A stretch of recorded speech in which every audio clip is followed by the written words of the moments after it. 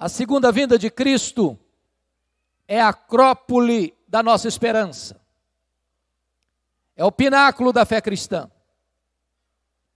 É o ponto culminante da história. A segunda vinda de Cristo será o evento mais auspicioso, glorioso e estupendo de toda a história da humanidade.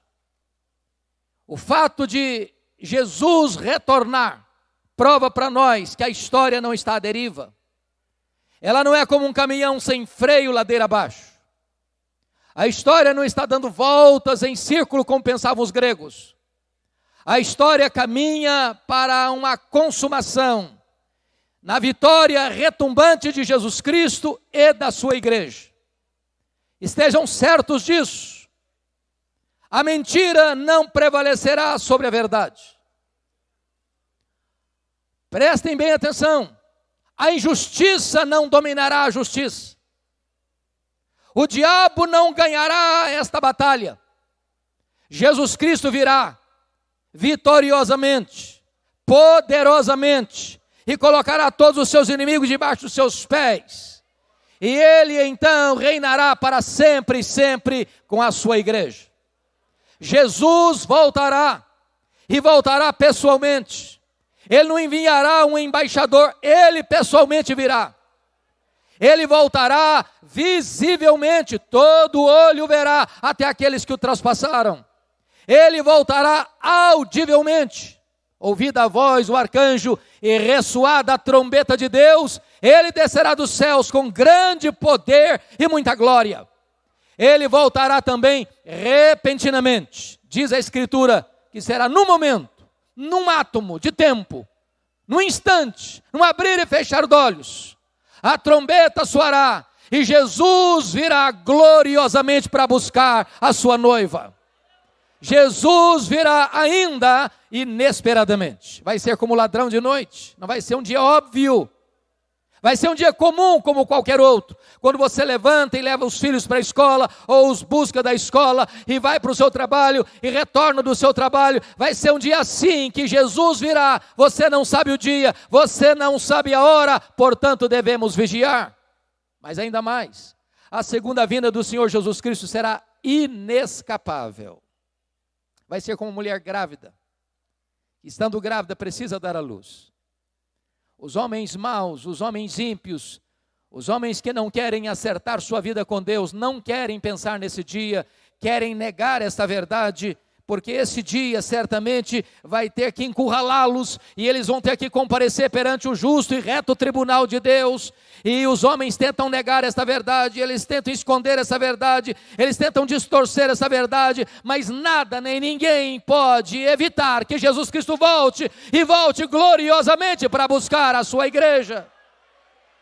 Jesus voltará gloriosamente, poderosamente, vitoriosamente. Ele matará o anticristo com o sopro da sua boca. Ele lançará no lago do fogo o diabo. Ele lançará no lago do fogo o falso profeta. Ele lançará no lago do fogo todos aqueles que não tiverem seus nomes escritos no livro da vida. E o último inimigo a ser vencido, a morte, também será lançada no lago do fogo. E então haverá novos céus e nova terra, nos quais habita a justiça. Jesus voltará. E é sobre isso que Pedro vai tratar neste texto que nós acabamos de ler. Então peço que você, com a Bíblia aberta, confira comigo, por gentileza. Pedro começa assim: amados, esta é agora a segunda carta que vos escrevo. É claro, nós temos a primeira carta e esta é a segunda.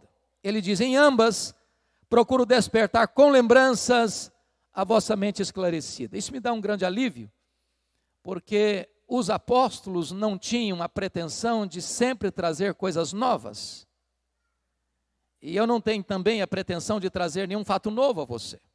Eu estou aqui hoje recordando a você aquilo que você já sabe. As mesmas verdades, as antigas verdades, sempre novas verdades, poderosas verdades. A verdade de que Jesus Cristo vai voltar.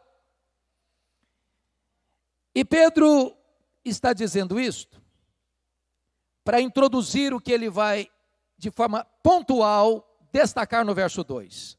Para que vos recordeis das palavras que anteriormente foram ditas pelos santos profetas, bem como do mandamento do Senhor e Salvador, ensinado pelos vossos apóstolos. O que Pedro está dizendo aqui é o seguinte: o assunto que eu vou tratar, a segunda vinda de Cristo, não é um assunto novo, não é um tema inédito.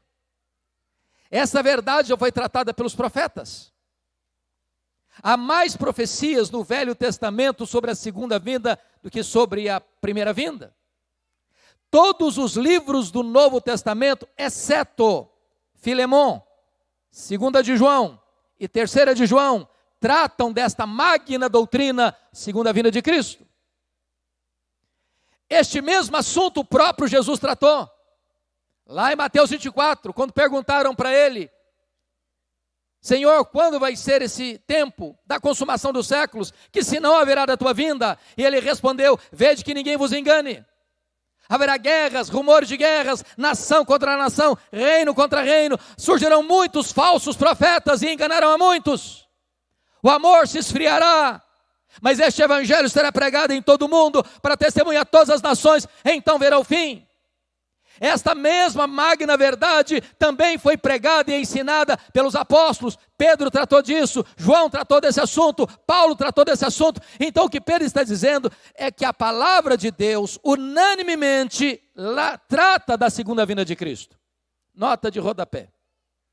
É muito comum você escutar hoje alguém dizendo o seguinte: o Deus do Antigo Testamento é o Deus da ira, é o Deus da guerra, é o Deus do sangue. O Deus do Novo Testamento é o Deus da paz, é o Deus do amor, é o Deus da graça. Não, não é bem assim não. Não existe esse conflito entre o Antigo e o Novo Testamento. É o mesmo Deus, de toda a graça, de infinito amor. É o Deus que tem anunciado às gerações passadas, à geração presente, e anunciará às gerações pósteras que Jesus Cristo, Filho de Deus, voltará em glória para buscar a sua noiva. Então, por que ele está tratando disso? Porque notem comigo que no verso 3, ele vai introduzir o problema dos falsos mestres, que estão vivendo uma vida errada, que estão pregando uma mensagem errada. E qual é a mensagem dos falsos mestres? Está comigo, confira comigo o versículo 4. Onde está a promessa da sua vinda? Eles dizem isso. Onde está a promessa da sua vinda? Os falsos mestres negam que Jesus voltará. Mas por que negam?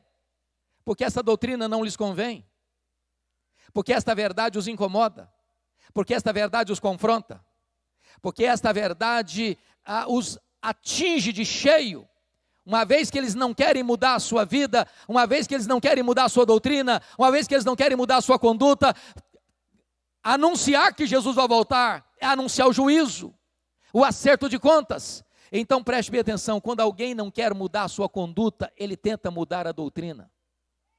Notem comigo o versículo 3.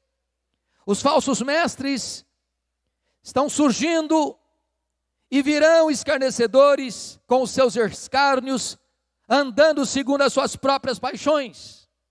Se a teologia está errada, a ética está errada.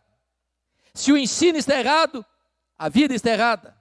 Você nunca vai encontrar um falso mestre sendo padrão de piedade, porque a teologia é mãe da ética. Então o que Pedro está dizendo é que esses falsos mestres que estão ensinando uma doutrina errada, que Jesus não vai voltar, onde está a promessa da sua vinda? Os profetas falaram, os apóstolos falaram, o próprio Jesus falou, por que não veio ainda? E eles duvidam, e eles negam. Agora notem comigo, qual é o argumento dos falsos mestres para dizer que Jesus não voltará? Confira comigo o verso 4. Eles dizem assim: porque desde que os pais dormiram, todas as coisas permanecem como desde o princípio da criação. O que estão dizendo é o seguinte: Jesus não voltará porque nada mudou até hoje.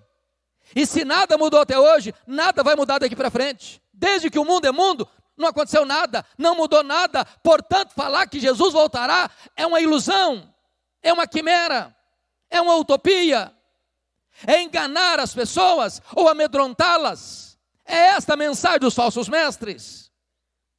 Qual é a resposta de Pedro a essa gente? Se você percebeu, o que os falsos mestres estão negando é a integridade das Escrituras. é a inerrância das Escrituras. O que os falsos mestres estão negando é que os profetas falaram que Jesus vai voltar. Jesus falou que ele vai voltar. Os apóstolos pregaram que Jesus vai voltar. Se eles estão perguntando, mas onde está essa promessa? O que eles estão fazendo? Negando que a Bíblia merece crédito. Oh, meus amados irmãos, tem muita gente ainda hoje que prega outra coisa, que a Bíblia não está mais no centro do púlpito, que as mensagens não são mais fundamentadas nas Escrituras, pessoas pregando aquilo que elas pensam, aquilo que elas acham, aquilo que elas concebem no laboratório enganoso do coração humano, mas nós precisamos dizer que a Bíblia é a palavra de Deus, que a Bíblia é infalível, que a Bíblia é inerrante, que a Bíblia é suficiente, passa o céu, passa a terra, mas a palavra de Deus não vai passar. Qual é o argumento de Pedro para provar que os falsos mestres estão errados? Eles estão colocando em dúvida a integridade da Bíblia. Então vamos ver a resposta de Pedro. Onde está a promessa da sua vinda?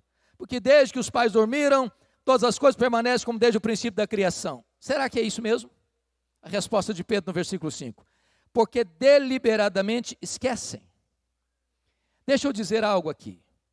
O ateísmo não é um problema intelectual. O ateísmo é um problema moral.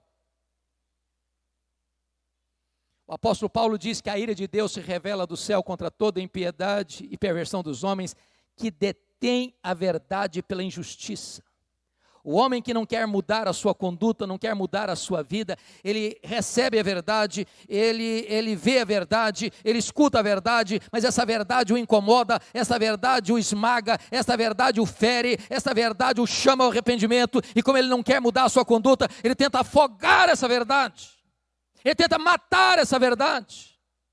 E aqui Pedro está dizendo que os falsos mestres que estão dizendo, onde está a promessa da sua vinda? Desde que o mundo é mundo, nada mudou. E Pedro está dizendo, vocês esquecem deliberadamente, vocês não são honestos no argumento de vocês.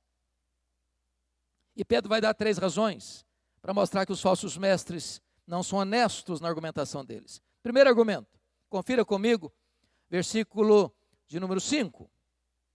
Porque deliberadamente esquecem que de longo tempo houve céus bem como terra, a qual surgiu da água e através da água pela palavra de Deus. Então ele está dizendo assim, não mudou nada não, pois o mundo foi criado e criado pelo poder da palavra de Deus. Segundo argumento, versículo 6. Pela palavra de Deus veio a perecer o mundo daquele tempo afogado em água. Então, vocês estão dizendo que nada mudou? Vocês estão esquecendo que houve um dilúvio. E o dilúvio veio pelo poder da palavra de Deus. Esta palavra que vocês negam, esta palavra que vocês torcem, por ela Deus criou o mundo e por ela Deus trouxe juízo ao mundo no dilúvio. Terceiro argumento de Pedro, confira comigo o versículo 7. Ora, os céus que agora existem e a terra, pela mesma palavra, têm sido entesourados para fogo. Em outras palavras, vocês estão negando que a Bíblia merece crédito, vocês estão negando que a Bíblia é uma palavra íntegra e verdadeira e infalível e inerrante, pois por essa palavra Deus criou o mundo, por essa palavra Deus trouxe juízo ao mundo no dilúvio, e por essa palavra Deus trará o juízo final, quando os céus e a terra serão entesourados para fogo e os elementos se desfarão abrasados. Esta é a palavra que não pode falhar. Eu chamo a sua atenção para examinar comigo 3 versículos. Porque nenhum texto da Bíblia descreve com cenas tão eloquentes e tão vívidas esta cena do que o apóstolo Pedro nesta passagem. Olha o verso 7. Ele diz que por esta palavra os céus que agora existem e a terra têm sido entesourados para fogo. Agora olha o verso 10. Virá, entretanto, como ladrão o dia do Senhor, no qual os céus passarão com estrepitoso estrondo, e os elementos se descerão abrasados. Agora olha o versículo 12. Esperando e apressando a vinda do dia de Deus, por causa do qual os céus incendiados serão desfeitos, e os elementos abrasados se derreterão. Meus irmãos, você nunca viu, não está vendo e não verá a mente mais criativa produzir um filme de ficção retratando essa cena. Final do ano passado, Começo deste ano nós vimos os incêndios devastadores na Austrália. Até mesmo na nossa floresta úmida, floresta amazônica, tivemos focos de incêndio. O ano passado vimos a Catedral de Notre-Dame em Paris ardendo em chamas. Agora imagine você o que é um incêndio cósmico. Os céus incendiados. O teto do universo caindo. E os elementos se desfazendo, abrasados. Imagine o que é toda a terra ardendo em chamas.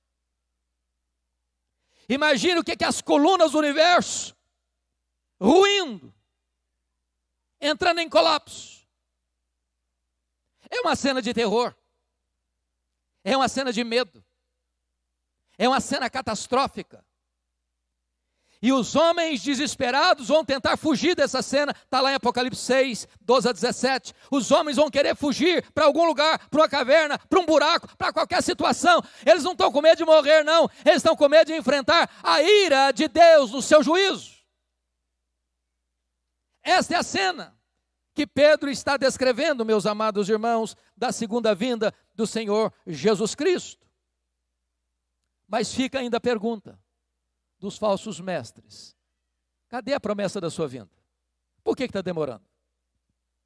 Se você é a quarta geração de crentes e está aqui hoje, seus bisavós falaram da segunda vinda de Cristo, seus avós falaram da segunda vinda de Cristo, seus pais estão falando da segunda vinda de Cristo, você está ouvindo sobre a segunda vinda de Cristo. Paulo esperava a segunda vinda de Cristo para os seus dias. Os pais da igreja esperavam para os seus dias. Os reformadores esperavam a volta de Jesus para os seus dias. E a pergunta ainda é: por que ele não voltou ainda? Cadê a promessa da sua vinda? Vejamos a resposta de Pedro. Confira comigo o versículo 8. Há todavia uma coisa, amados, que não deveis esquecer, que para o Senhor um dia como 1000 anos, e 1000 anos como um dia. Deus não vê o tempo como o homem vê. Deus está lá no passado, Deus está aqui no presente, e Deus está lá no futuro, no seu eterno agora. Ele não conta o tempo como nós contamos. Então, Pedro vai mostrar outra coisa. Mas por que ele está demorando? É a pergunta dos falsos mestres. Cadê a promessa da sua vinda? E talvez você é crente e diz: Senhor, por que o Senhor não volta logo? Tem crente querendo: Senhor, volta logo, mas não é porque quer que Jesus volte, não é porque está querendo sair dessa magrela que está vivendo. E por que não voltou ainda? Pedro responde no versículo 9, confira comigo: não retarda o Senhor a sua promessa, como alguns a julgam demorada. Pelo contrário, Ele é longânimo para convosco, não querendo que nenhum pereça, senão que todos cheguem ao arrependimento. Sabe por que parece que Ele está demorando? É porque Deus está lhe dando mais uma chance, mais uma oportunidade de você se voltar para Ele. Porque não basta ser crente, não basta pertencer a uma igreja evangélica, não basta frequentar anualmente a consciência cristã, não basta ter nome de crente, não basta ter o nome no rol da sua igreja, não basta você ser batizado, não basta você ter uma Bíblia, não basta você orar, não basta você frequentar a sua igreja, não basta ter apenas lâmpadas, é preciso que você tenha azeite nessa lâmpada, é preciso que você esteja preparado para que aquele dia, ao chegar, não pegue você de surpresa. O Senhor está retardando por amor a você, por amor à sua misericórdia, lhe dando mais uma oportunidade de você se reconciliar com Deus. Mas alguém pode dizer assim: bom, já que Deus é tão misericordioso, que Ele está retardando mesmo, então deixa eu viver mais um pouquinho minha vida acomodada. Não vai chegar mesmo, vai demorar mesmo. Então deixa eu curtir um pouco mais. Aí Pedro insere o versículo 10, dizendo o seguinte: virá, entretanto, como ladrão o dia do Senhor. Preste bem atenção. Esse dia vai pegar muita gente de surpresa.